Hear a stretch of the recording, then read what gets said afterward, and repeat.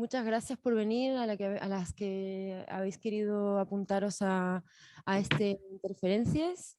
Yo soy Camila, profe en Bao, ya me conocéis, y me acompaña Fran. Bueno, no soy muy buena, ¿vale? Improvisando, así que si me permiten, me gustaría leer un poco, hacer una intro de lo que va a suceder hoy y de los temas que vamos a hablar, porque en el fondo esto es una tentativa por entender los vínculos y relaciones que hay entre el diseño, el ámbito de la salud y el cuerpo, ya que nos parece que es bueno, son unas cuestiones que con la pandemia no han hecho más que crecer y que la verdad es que estaremos todos de acuerdo en que nos ha dejado bastantes secuelas, ¿no? A nivel social, a nivel personal y a muchos niveles. Entonces, desde el ámbito del diseño podemos hablar y podemos entender desde el design thinking, el diseño de productos, hasta incluso las metodologías de activación y experimentación del cuerpo, la materia y los objetos. Lo que proponemos hoy aquí es abrir un diálogo, experienciar y pensar la relación del diseño con la salud y los cuerpos. Las formas de pensar, conocer, dialogar, cuidar y compartir no solo pasan por la palabra. Hacerlo desde con el cuerpo nos abre a otras formas de sentir pensar que desde la práctica del diseño es posible incorporar. En esta jornada lo pondremos en marcha combinando un formato de diálogo que haremos ahora con Mariana y posteriormente una cápsula taller más experimental que daremos Fran y yo, donde cuerpos y materias entrarán en acción. Entonces, en este primer bloque se propone un diálogo con Mariana Salgado, que está hoy aquí con nosotros, no en cuerpo, pero sí en presencia, ¿no? Donde conoceremos diferentes proyectos centrados en la salud desde múltiples ámbitos del diseño. Son todas iniciativas que promueven el bienestar del paciente, trabajan enfermedades crónicas o, por ejemplo, la maternidad, hasta propuestas que cuestionan el sistema sanitario desde otras prácticas y diseños. Con el cuidado como elemento conector de todas, hablaremos de muchas iniciativas que nos señalan como diseñadoras la importancia de nuestra acción en la salud personal y de nuestro entorno. Nos revelan la capacidad de agencia que tienen los objetos, artefactos, lenguajes y prácticas que creamos. El diseño, como sabéis, articula materia y cuerpos para componerlos en otra forma de ser, estar en el mundo. Entender cómo estas relaciones afectan el bienestar personal y colectivo es una tarea compleja, aunque necesaria, sobre todo en un mundo, como venimos viendo, en permanente colapso. Pensar y dialogar estas acciones, como hemos dicho, y creemos firmemente, como no pasa solo por la palabra, y a nosotros lo que nos gusta en el fondo es experienciar. En el segundo bloque, que estáis todas invitadas, que será de 6 a 7 de la tarde, trabajaremos la conciencia del cuerpo colectivo y las pondremos en prácticas con Fran y conmigo, y experimentaremos cómo es nuestra relación desde el cuerpo con el entorno, con otros cuerpos y con materias por medio, y ahí veis hay un poco de materias por medio.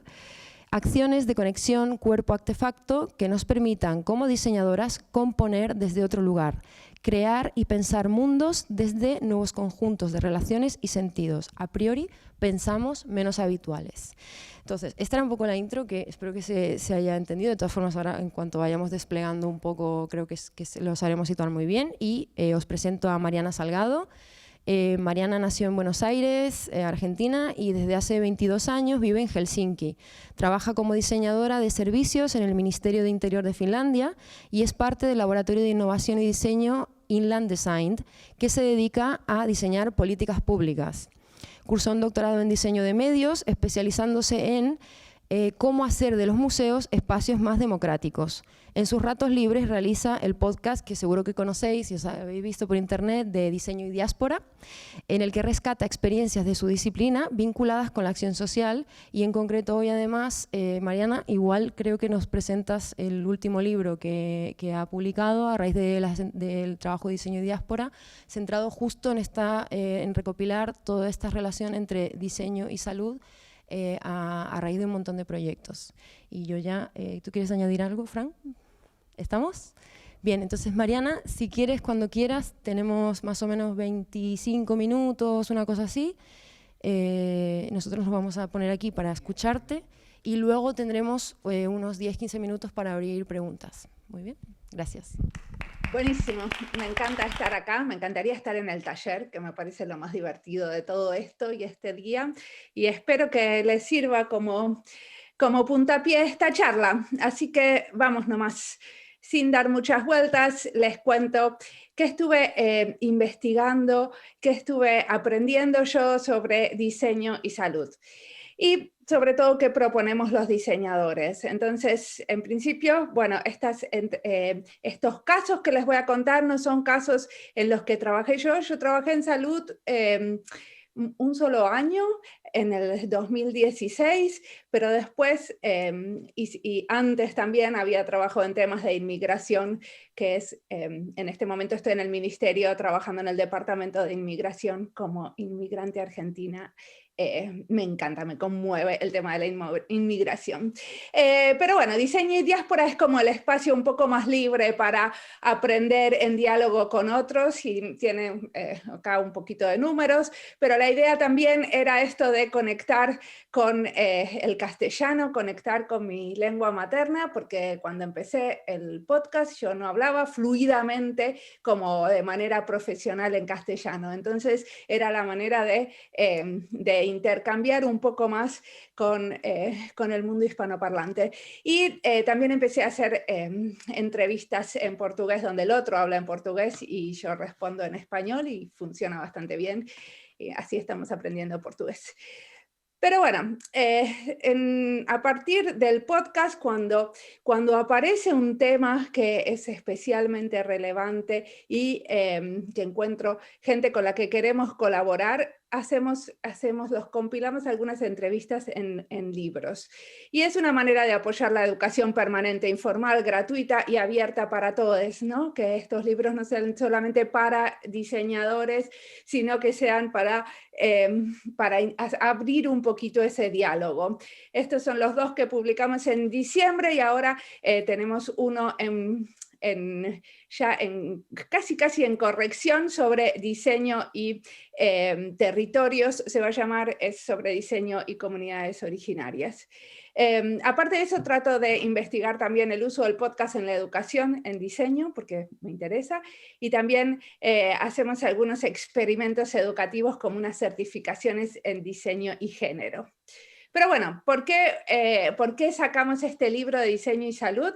Es un poco como pillar el terreno donde no trabajo, pero que siempre me interesa. Entonces, si alguna vez quiero volver a la salud, quiero tener algo para mostrar que me dé la posibilidad de volver, es producir contenido de calidad en castellano, pero no académico. Yo hice un doctorado y un postdoctorado y escribí mucho de manera académica, entonces esto de poder como publicar las entrevistas y hacer una introducción y analizar un poco sin necesariamente tener el formato académico me da como libertad y me gusta. Y es una manera de mostrar la contribución del diseño a este ámbito específico, ¿no? De la salud y investigar de una manera no convencional, que es lo que me da el podcast. Entonces, en general, por ejemplo, encuentro un tema, surge de una entrevista, que puede ser la salud, y hago muchas veces una serie, que ahora lo que estoy haciendo es hacer una serie con alguien, o sea, con un investigador que sea como más especialista que yo en ese tema. Por ejemplo, ahora acabamos de terminar una sobre acceso a la justicia con un investigador colombiano. Antes hicimos otra sobre futuros, sobre Fab Labs diferentes. Y con eso voy ahondando en el contenido después cuando se van sumando más entrevistas. Pero siempre trato de esto de construir estas redes entre los oyentes y los entrevistados, porque los oyentes son los que me van diciendo, che, ¿por qué no entrevistas a este? ¿Por qué no entrevistas al otro? Y con eso se arman estas pequeñas investigaciones, les diría yo. Y trato de tener como una diversidad territorial y disciplinar, ¿no? O sea, que no siempre sean casos de un tipo de diseño, no siempre sean diseño de experiencia o diseño estratégico, sino que se vayan mechando. Entonces, ahora sí, vamos a los casos de salud y les voy a contar, hice una selección de algunos, hay 25 entrevistas, y les voy a contar algunos que son los que a mí más me gustaron porque también muestran la diversidad, ¿no? Este es el caso donde Verónica Blugerman trabaja en diferentes especialidades en relación a la salud maternal, y el tema que tenían, el tema que trataban de resolver acá era que cuando las mujeres llegaban a una clínica o a un hospital a atenderse, primero se evalúa rápidamente en qué situación están. Entonces, el problema es que las clínicas en India, por ejemplo, son muy masivas, entonces es difícil después acordarse en qué situación está cada mujer. Entonces, se diseñaron estos brazaletes o estas, no sé cómo le dicen, muñequeras o brazaletes,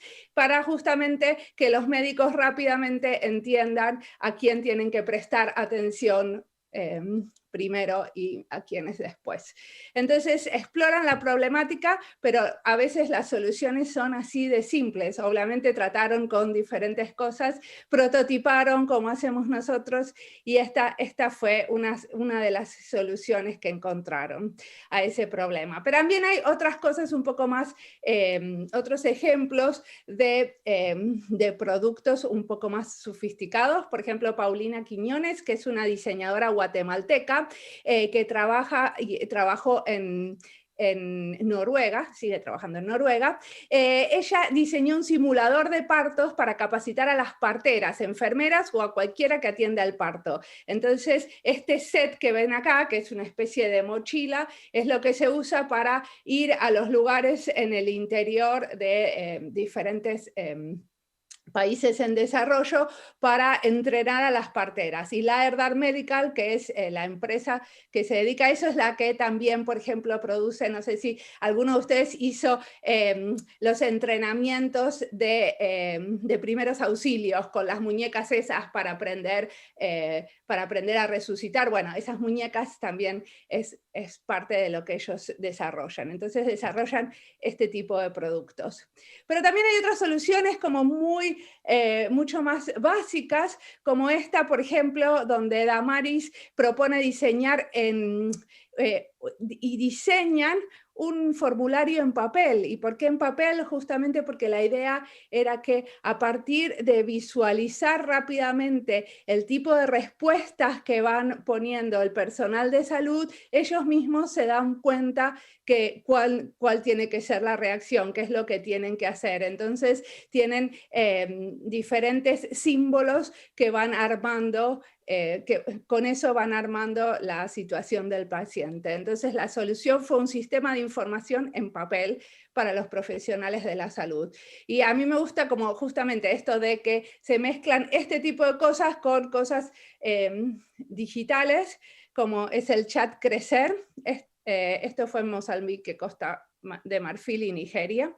Y este es el caso del chat Crecer, que lo hicieron desde el Ministerio de Nación en Argentina, y Diana Saimovici, que lo diseñó. Una de las cosas que empezaron a ver entre las mujeres de pocos recursos era que que el único app que todas tenían era Facebook. Entonces decidieron hacer que este chat funcionara en Facebook, lo cual no fue una decisión fácil para el gobierno, ¿no es cierto?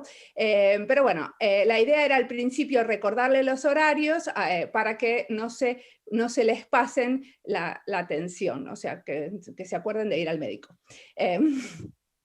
Y la realidad es que esto tuvo como muchísimo más vuelo, y lo desarrollaron de tal manera que le dio como mucho soporte, y también mucho soporte emocional a las embarazadas, al punto que muchas, por ejemplo, tenían sus hijas y les mandaban las fotos al chat.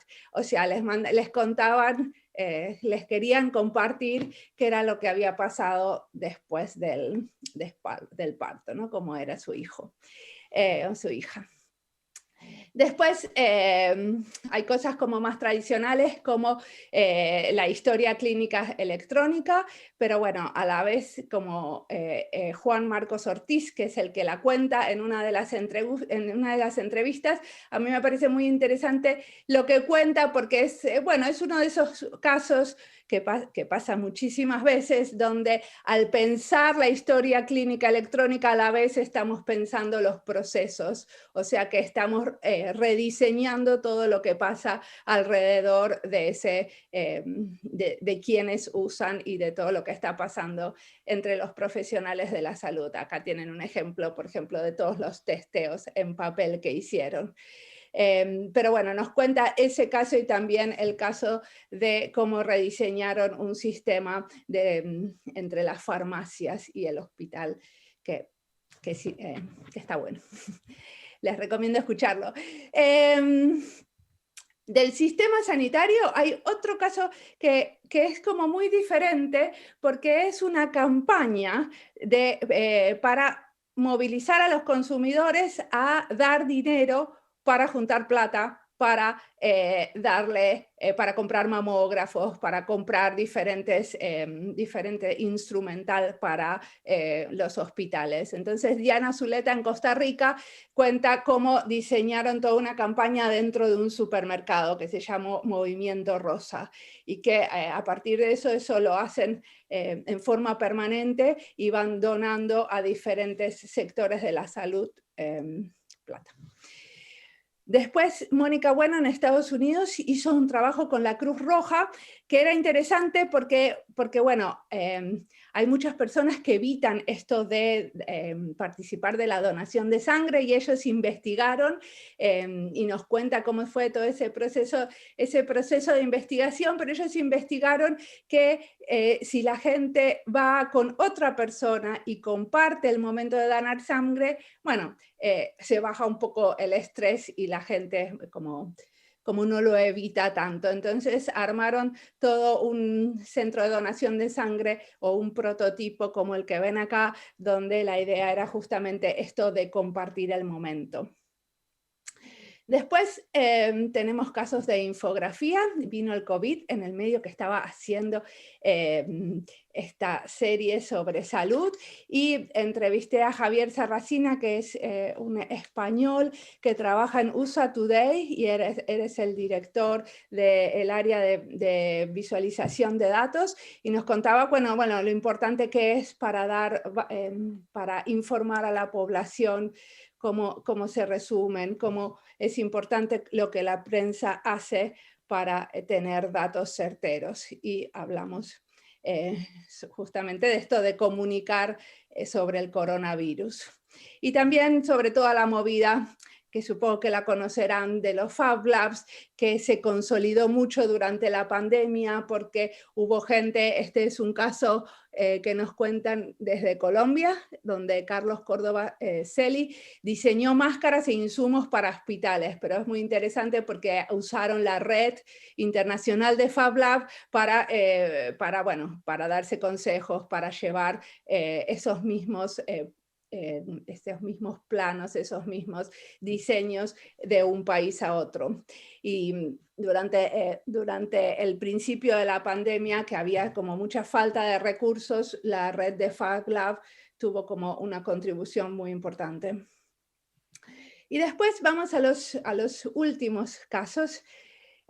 Uno es sobre el bienestar del paciente, que es como una sección del libro, y Juan Sanín es un diseñador colombiano que investigó que cuando los pacientes están mucho tiempo en el hospital necesitan también un poco de actividades para no deprimirse, para esparcirse, digamos. Entonces, una de las la idea era como enfocarse en pacientes psiquiátricos o en procesos de rehabilitación. Yo entiendo que son procesos de rehabilitación largos.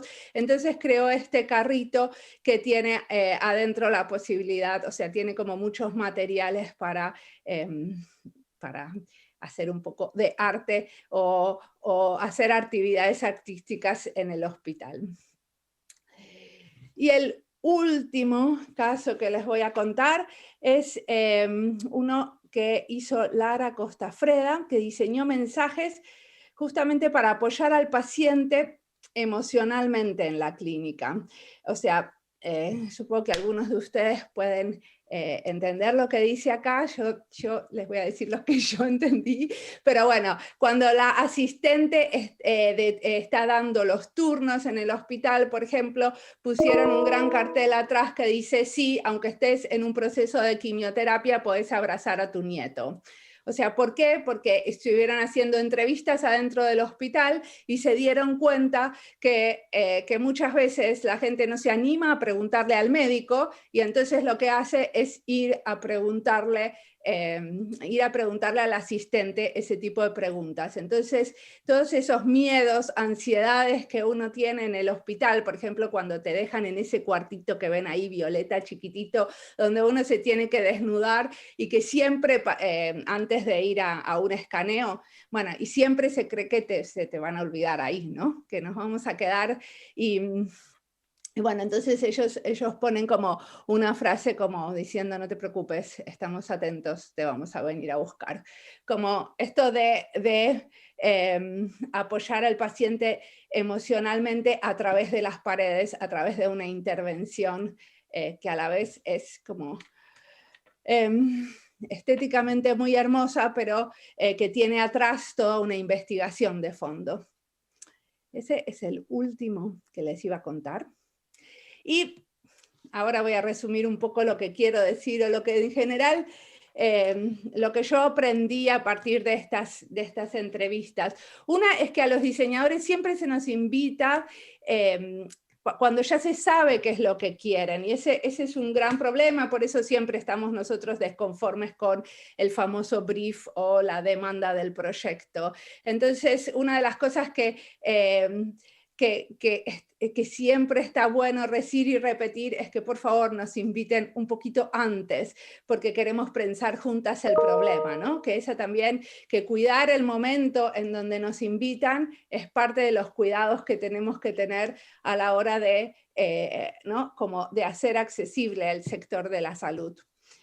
Y hay muchas disciplinas del diseño que se pueden combinar con la salud, ¿no? Que está claro en los ejemplos, que desde hasta campañas de marketing, pinturas en las paredes y chatbots eran parte de las soluciones. Que vamos a hacer que los profesionales de la salud y las familias de los pacientes también participen de la investigación y que hacemos investigación cualitativa y las disfrutamos en conjunto con otros. Y vamos a investigar y a aprender juntos siempre, ¿no? Que es parte del proceso de diseño y eso no está tan claro cuando la gente convoca a un diseñador. Entonces, vamos a proponer talleres y diferentes maneras de hacer juntos, de participar y de interactuar. Entonces, para nosotros hacer juntos es la manera de poner el cuerpo, ¿no? Es ofrecer ese espacio de diseño para el otro, para que no pensamos que vamos a ofrecerles la solución, sino que muchísimas veces lo que hacemos es como crear un proceso, son los mediadores de un proceso amplio que le da lugar al otro de muchas maneras. Que tenemos en cuenta algunos aspectos tangibles y prácticos, pero también el costado emocional y más subjetivo de lo que pasa alrededor de la salud, ¿no? Lo vieron en los ejemplos esos. Y vamos a incomodar y expandir las fronteras de lo imaginado hasta ahora. Vamos a convocar a tormentas de ideas y a proponer un montón de cosas ridículas y que eso es parte de lo que de nuestras maneras de poner la imaginación y poner el cuerpo en marcha. Que el diseño tiene mucho para aportar todavía a la salud y que para que nos convoquen necesitamos más publicaciones, proyectos y agentes diversos involucrados en el diálogo, ¿no? El diálogo, una de las maneras de armar el diálogo es el podcast y estos libros, pero a mí me parece que el diálogo se arma desde muchos lados y muchos frentes y lo que más necesitamos es justamente como convocar al otro. Cuando nosotros estábamos pensando en el libro que estábamos haciendo, en el libro de Diseño y Salud muchísimo, y el esfuerzo más grande que pusimos lo hicimos en justamente traducir nuestra jerga de diseñadores a algo que sea posible también poner en diálogo lo que hacemos con agentes de la salud. Muchas gracias. Creo que me puse más o menos en los 20 minutos. Me pueden preguntar lo que quieran. Muchas gracias, Mariana. No sé si más o menos nos ves en la sala, que está casi llena, el aforo que habíamos pensado. Antes de que yo lance ninguna pregunta, os invito a las compañeras y alumnas que estáis aquí en la sala hoy, si queréis empezar a preguntar algo que os haya surgido.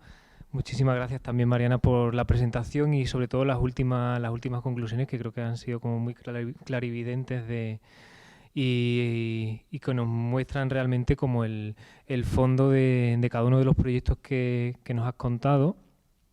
Aunque yo me he quedado con las ganas de preguntarte más sobre cada uno de ellos. Ahora ya entramos en fondo, pero primero no sé si alguien del público quiere preguntar algo. ¿Alguna de las alumnas que estáis ahora mismo con salud mental y diseño y audiovisual? ¿Os ha servido la charla? Al menos los ejemplos, supongo que sí, y ya después indagaréis en el libro que Mariana lo tiene online.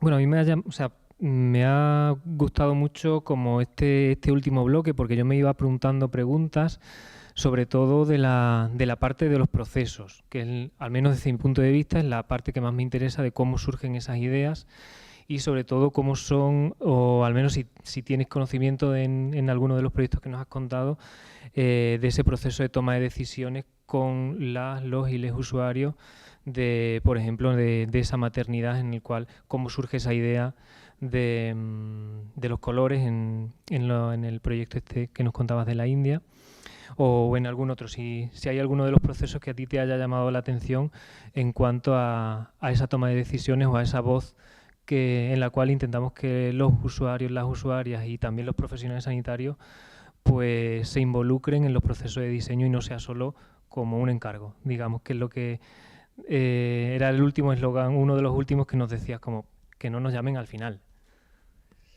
Sí. Bueno, estaría buenísimo convocar acá a los diseñadores que participaron en estas entrevistas para que cuenten en detalle, pero les puedo contar sobre los brazaletes, esos que hicieron para la India, que en general cuando lo que yo entiendo es que cuando las mujeres llegan al hospital se hace un triage, que es como una evaluación rápida del estado de la paciente, y que a partir de que esa evaluación no se cambia. O sea, si uno llegó con un estado, digamos, rojo, que quiere decir que tiene que ser atendida rápidamente porque tiene una situación de riesgo, por ejemplo, ese estado no va a cambiar en las próximas 2 horas. Entonces, como son lugares, las clínicas en el interior y algunos de los hospitales, obviamente debe haber de todo porque la India es un país muy grande, era como cómo identificar rápidamente a las pacientes sin a la vez incomodarlas, ¿no? Entonces, lo que Verónica cuenta en la entrevista es que ellos estuvieron intentando con diferentes prototipos que les colgaron, por ejemplo, unas tarjetas del cuello, y bueno, y después ese tipo después todo eso molestaba a la hora del parto, a la hora de hacer las revisaciones. Entonces trataron de buscar una solución que sea como muy simple y que con diferentes tipos de ropa funcionara y que aparte no molestara en los pasos siguientes. Pero siempre es un montón en todos estos casos hay como muchísima prueba y error y muchísimo testeo en general. Qué bueno, qué bueno. Yo sigo tirando preguntas. A mí hay una parte que bueno, por la trayectoria mía siempre me ha interesado, y es como la parte de la comunidad, no solamente del usuario. Es decir, si en alguno de los proyectos que has podido conocer se han generado o han posibilitado que después se generen comunidades en las cuales se hacen cargo de los proyectos, o los mejoran, o los evolucionan, o hacen forks de alguno de ellos. Si has tenido conocimiento de alguno de estos comunidades que al final se acaban empoderando y haciendo suyos los proyectos, más allá de participar en el proceso inicial de diseño, problemática, etcétera.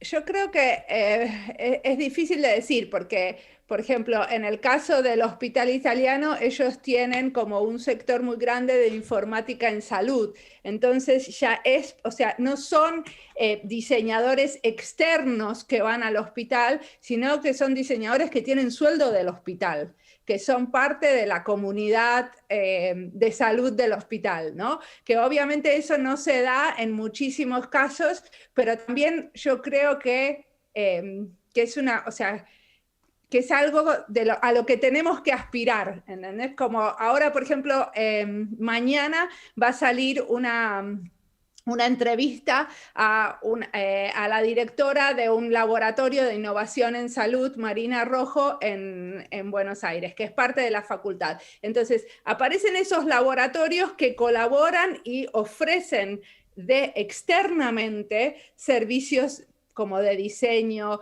y alrededor de la digitalización, pero también en algunos casos ya están adentro del hospital, entonces no hay nadie que se los tenga que apoderar, ¿se entiende? Y también les cuento que estamos planeando una serie sobre aprender en comunidad, y ahí hablamos también con gente del sector salud. Esa serie la planeamos con Colabora Bora, que es una cooperativa española que hacen diseño y participación ciudadana, entre otras cosas. Y ahí apareció una comunidad justamente entre pacientes y personal de la salud. Después o sea, cómo se hackearon esos trabajos y cómo se los apoderaron otros, de eso no contaron, pero sería buenísimo seguirlos y preguntarles a ellos y ellas. Totalmente. Claro, aquí no es tanto una pregunta, sino más una reflexión de cara a, claro, cuando nos adentramos en proceso de diseño y en proyectos de diseño en salud, la importancia que tiene conocer en profundidad los contextos, porque claro, cosas que nos parecen aquí obvias, como ese formulario en papel que nos mostrabas en uno de los proyectos iniciales, claro, cualquiera de nosotras, si nos dan ese encargo, probablemente no pensaríamos en irnos a un papel porque estamos ultra digitalizadas por todos lados, pero en casos concretos, como el contexto que nos contaba, es tan necesario conocer y analizar en profundidad ese contexto que la respuesta sale obvia, pero solo si estás en el contexto. O sea, es más una reflexión, no sé si Mariana quiere aportar algo. No, totalmente. Y en general, por ejemplo, muchos de los diseñadores que trabajan en este tipo de contextos, por ejemplo, tanto Damaris como Verónica, trabajan hace muchísimos años ahí. Entonces, no solamente tienen como la investigación que hacen para ese proyecto en específico, sino que tienen como mucha trayectoria por haber trabajado ya como 10 años en diferentes, en algunas zonas específicas de la India, de Mozambique. Entonces, también me parece que es interesante, y una de las cosas que yo siempre milito es que los diseñadores somos mejores diseñadoras cuando nos dedicamos mucho tiempo al mismo tema, porque también eso nos da como un nivel de profundidad que nos permite ser un poco más revolucionarias, nos permite hacer propuestas diferentes y más innovadoras porque conocemos como la sustancia y conocemos profundamente el tema. Entonces, me parece que o sea, obviamente que hay en algunos casos que les puede interesar ser diseñadores generalistas, pero cuando uno se especializa en un tema específico, me parece que tiene como muchas más posibilidades de hacer un aporte más grande. Qué guay, Mariana. Bueno, cojo el micro, ¿vale? Ha sido una delicia escucharte, sobre todo la parte final, cuando haces un resumen que al menos de las prácticas que Fran y yo venimos, ¿no? Haciendo más fuera del ámbito académico que dentro, con proyectos como, bueno, conoces autofabricantes, yo me sentía como muy interpelada. Retomando el tema del contexto que comentaba Fran, ¿no? De la importancia de a veces desprejuiciarnos, coincido en que es necesario profundizar, ¿no? En un campo, pero también muchas veces no acomodarse. Y tú decías una cosa como de expandir esa frontera y que de pronto cuando abrimos los procesos de diseño, no solo incorporando a familiares, pacientes, profesionales, sino también saliéndonos un poco de nuestra zona de confort, también aprendemos, ¿no? Y a mí una cosa que me ha llamado mucho la atención de todos los proyectos que has traído es la escalabilidad, y en el tema de que tú comentabas del contexto, no olvidemos nunca el gran privilegio de estar en un país euroblanco, donde vamos a una clínica y hay de todo, pero estamos hablando de que el primer proyecto, que era de las pulseras, es algo tan emergente como necesitamos, ¿no? Un sistema rápido de señalización y marcado para ver cómo atendemos, ¿no? Desde eso hasta cuando ya, ¿no? Llegamos aquí en el último proyecto aquí en España, donde, bueno, es que el diseño también puede ayudar al paciente a sentirse acompañado, ¿no? Hay una escala brutal que va a depender mucho de dónde, con quién y a qué estemos respondiendo.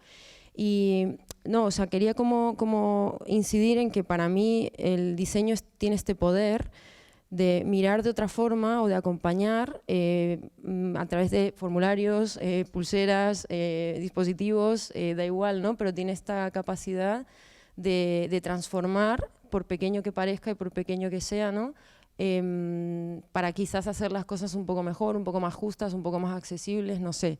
Entonces yo no tenía... Y algo que me suena a tu comentario, yo quería comentar, es que cuando trabajé en salud, trabajamos mucho con profesionales de la salud, ¿no? Y los profesionales de la salud, los médicos y las enfermeras, tienen muchos protocolos y hay como... se testea con muchísima gente, como saben, por ejemplo, con las vacunas del COVID, que pueden llevar meses y meses esos testeos y esos protocolos. Entonces, en su formación profesional, ellos no tienen esto, che, a ver, ¿y si intentemos con un collar? Ah, no, el collar no sirve. A ver, intentemos con unos visores, ¿no? Unas vinchas, ¿no? La vincha, o sea, como ese tipo de hacer y de probar y de intentar diferentes, que a nosotros nos resulta como lo más normal del mundo, eso no forma parte del pensar de los profesionales de la salud. Entonces, por eso es súper importante la transdisciplinaridad, ¿no? Que ellos tienen como sus maneras de pensar y sus maneras de servir al paciente y a la comunidad alrededor de la salud, y nosotros tenemos otras. Entonces, justamente es como muy importante como entender qué son las cosas que nosotros les podemos aportar a ellos y que son totalmente, que tienen que ver con esto, que pensamos diferentes maneras y probamos sin pensar, a ver, vamos a ver, tenemos que hacer una gran testeo, podemos testear con 5 personas si van los brazaletes o los collares. Total, y aparte, mira, hilando con eso, traigo a la conversación algunos referentes que a lo mejor te suenan, pero bueno, hay una cosa complicada del ámbito sanitario, y es que, al menos aquí en Europa, ¿no? Todo lo que tenga que ver con aparatología, incluso protocolo, es una caja negra. Parece que no tenemos derecho a saber, ¿no? Cómo funciona una máquina, qué me va a hacer, eso se da como por hecho, y pasa mucho, ¿no? Que hay muy poca transparencia desde el artefacto más simple, como puede ser un test de embarazo, y digo un test de embarazo porque una de las personas que quería comentar, ya que hay alumnos aquí, apunten, es José Gómez Márquez, ¿te acuerdas? ¿Lo conoces, Mariana? José Gómez Márquez es de Guatemala, me parece. Él es era investigador adjunto, si no me equivoco, al MIT, y tiene un proyecto en código abierto que se llama Little Devices, y él explica muchas veces, ¿no? Y explica cuál es la diferencia entre un test de embarazo que cuesta $3 y un test de embarazo que cuesta 20. Y dice, el principio activo es el mismo, es orinar en una tira química que tiene un componente que detecta una hormona que me va a decir si estoy embarazada o no. ¿Por qué la gente compra el de $20, ¿no? Parece como que lo más caro también es lo más fiable. ¿Por qué hacemos eso? Porque no estamos entendiendo cómo se hace ese instrumento. Por tanto, no está democratizado, no es un conocimiento que esté... Y esto pasa mucho y por eso creo que hay mucha tensión en el ámbito de la salud, porque hay un tema que no se comenta demasiado, pero es todo el tema de las patentes, ¿no? de los comités de ética, los protocolos que comentabas antes, que lo hacen bastante opaco y a veces poco sensible, porque parece que lo técnico no casa con lo emocional. Sí, a ese hilo quería comentar los proyectos o sea, claro, obviamente la salud es algo que parece que es intocable hasta que llega una pandemia. El sistema sanitario colapsa, el sistema industrial colapsa y surge una comunidad que venía trabajando con impresoras 3D, diseño y algo de conocimiento compartido, o mucho de conocimiento compartido, y sale en respuesta de lo más básico que era en el momento de las mascarillas y todas las protecciones, o el que has enseñado de los respiradores, ¿no?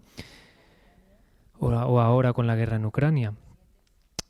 Y claro, ahí se olvidaron todos los protocolos y en una semana para otra se validaron diseños, se validaron procesos de fabricación, cosas que hubiesen tardado años y años en un proceso estándar de homologación. Claro, ahí es donde se ven las grietas del sistema en un sentido de cuáles son los intereses cruzados que hay entre la industria, el diseño, las políticas públicas de salud y cuál es nuestro papel como diseñadoras o diseñadores y comunidades también de afectados como ciudadanos y ciudadanas que somos para interpelar y generar diseños con otros y con otras, ¿no?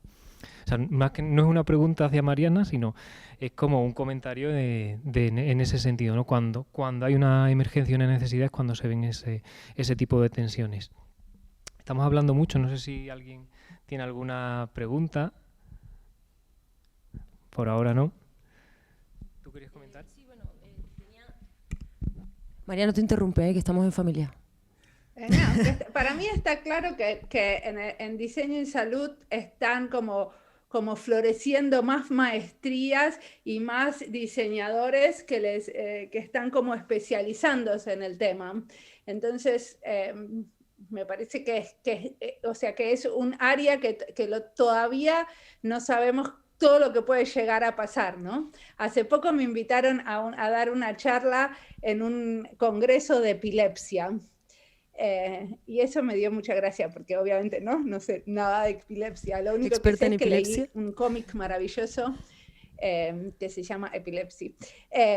Pero fue como muy interesante esto, como, ¿no? De los médicos que, si bien muchísimas veces entran por el lado de la tecnología al diseño, igual están pidiendo más ayuda y como queriendo estar más abiertos a lo que podemos traer.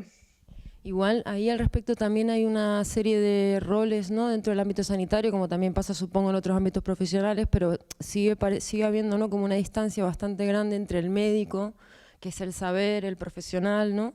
Y luego están los enfermeros, los auxiliares, ¿no? En el proyecto este que comentabas decías... están los diseñadores, acá exacto, y comentabas, ¿no? Es que nos da miedo preguntarle al médico si puedo, ¿sabes? Tomar determinado alimento, si estoy con ese tratamiento o no, y tengo que poner carteles porque es tan grande la barrera a veces que creo que la vamos deconstruyendo, pero en ese sentido me estoy acordando también de otro proyecto que también puso en marcha José Gómez Márquez, que es el Maker Nurse, porque precisamente lo que hacía era traer esta cosa de lo transdisciplinar, ¿no? Y lo que se planteaba este proyecto era qué pasaría si hubiera un Fab Lab en cada hospital y que de pronto las enfermeras tuvieran unos conocimientos mínimos sobre hackeo, electrónica, impresión 3D. ¿Por qué? Porque las enfermeras y las auxiliares precisamente son del personal sanitario las que están en constante contacto con el paciente. Están todo el rato allí. De hecho, son las más expertas en, uy, esto le molesta, este cable, voy a ponerle con cinta. Son como las que apañan, ¿no? Todas las que hacen los apaños son ellas.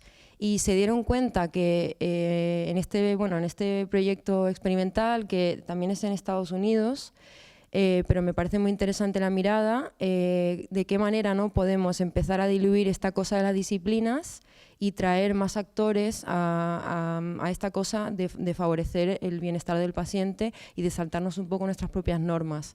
Y justo este proyecto, el de Maker Nurse, que no sé si lo conocías, pero es súper, tiene web y todo, o sea que se puede consultar. Es súper... Ya me lo anoté para entrevistarlo a José. Podemos estar aquí horas, y van a seguir apareciendo cosas, pero me parecía como bastante guay. Y es un poco lo que yo me siento a veces, un poco bastarda, diseñadora bastarda, soy una impostora todo el rato, ¿no?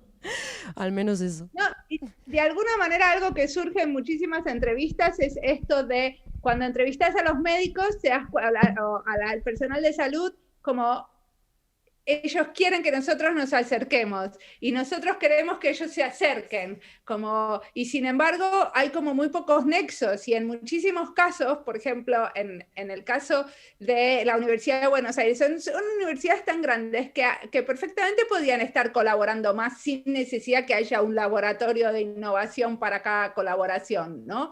Entre gente de diferentes ramas.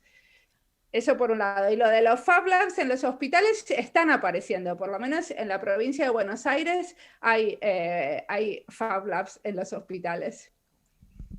Sí, igual tiene que aparecer la figura, mientras hablabais las dos, de igual que hay médico interno residente, debe haber una diseñadora interna residente o algo así. Y obviamente tendrá no solo como diseñadora, sino que abarque varias disciplinas dentro del diseño, que yo creo que sería bastante recomendable en casi todos no solo los hospitales, y también pensar la salud, y esto ya es como otra vía, no desde un ámbito desde la enfermedad, desde la reparación, que es para lo que se dedican los hospitales, sino muy previo a eso, que son nuestras casas, son nuestros centros de salud comunitaria, que al menos aquí en Barcelona o en las grandes ciudades sí que existen, que son los lugares que prevén antes de que te pongas enfermo. Es decir, pues cuáles son los programas que tú tienes o cuáles son las políticas públicas para que tú no llegues a tener diabetes, ¿no? O que trabajas en la soledad no deseada, etcétera.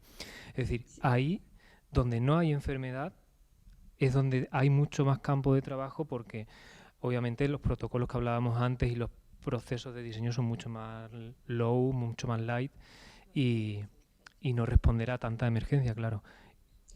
Yo creo que una cosa que te comento, un ámbito de la salud donde para mí tendríamos que estar colaborando más es en lo que tiene que ver la medicina alternativa, ¿no? Que los profesionales de la salud muy pocas veces, o sea, muchísimas de las cosas que están pasando alrededor de la medicina alternativa es porque hay poco diálogo entre la medicina científica y la alternativa, y que entre esas comunidades, por ejemplo, todos esos grupos de autoayuda y de práctica que se arman alrededor de diferentes enfermedades, sería como muy importante que abran un poco más las puertas a que existan y coexistan esos saberes, y que serían también la manera de que no se expandan noticias falsas, como pasó, por ejemplo, con el tema de las vacunas, ¿no? Que el movimiento antivacunas fue tan grande porque realmente la parte más científica y académica de la medicina necesita poder comunicar eficientemente, y en eso nos podríamos meter un poquitito más. Totalmente. Creo que nos estamos saltando bastante de la hora. Okay. ¿Tú querías comentar algo más o alguien quiere comentar algo más? No sé si Ningún Mariana... comentario de los que participan. Hablé muy difícil. Hola Mariana, muchísimas gracias por tu presentación. Creo que estamos todos con muchas preguntas en la cabeza, pero también un poco de vergüenza. Esto de la pantalla nos aleja un poco. Yo te quería preguntar, sí, efectivamente, una de las cosas que decías al final era este cambio de perspectiva, ¿no? del diseño, de no responder a preguntas, no responder a briefings, sino ser capaz de abrir espacios de formular preguntas de forma colectiva, ¿no? Y quería saber, en tu experiencia también como diseñadora trabajando en la administración, cómo se hace para hacer este cambio de conciencia o de saber, ¿no? Para que aquellas personas que tienen una idea muy cerrada de lo que es el diseño, ¿no? Que imaginan que el diseño va a hacer un póster o va a hacer una campaña de publicidad y poco más, ¿no?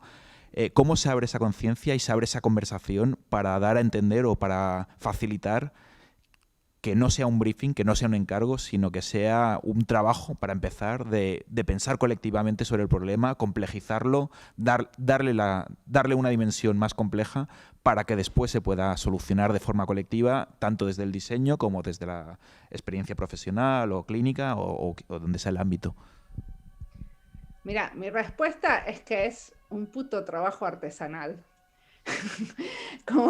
Es como un trabajo artesanal de estar ahí en el lugar y generar y crear confianza con el otro, y que los espacios se van abriendo a partir de como ese trabajo chiquitito de... O sea que no, obviamente que hay un montón de guías y un montón de métodos y un montón de cosas, pero para que el otro esté abierto a que quiera usar esas guías, esos métodos y todo eso, hay como mucho, para mí desde la administración pública es un trabajo artesanal de todos los días, de estar ahí y decir, ¿y por qué no? Y diseñar la espera, el momento clave donde uno puede poner una miguita de lo que cree que habría que poner para que algo chiquitito pase de una manera diferente.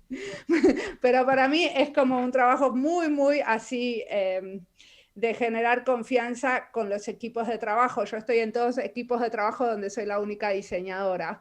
Entonces, tengo como un montón de tiempo de como esperar, explicar y ver en qué momento puedo hacer algo, pero es un montón de ese acompañamiento de todos los días el que genera la confianza para poder abrir el espacio.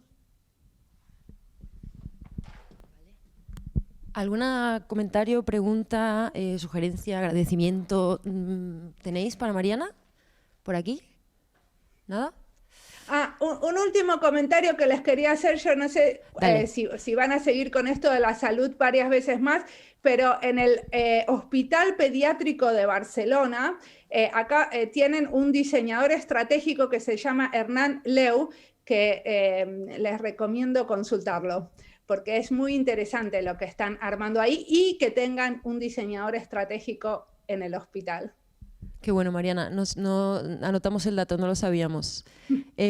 Bueno, yo creo que lo podemos dejar aquí. Ha sido un placer escucharte, ha sido divertido, lúdico, al grano. La verdad es que nos ha encantado. Vuelvo a recordar, ¿vale?, que todos los podcasts de diseño y diáspora que hace Mariana están en abierto y que el libro que ha presentado sobre diseño y salud se puede descargar en PDF, está en Creative Commons.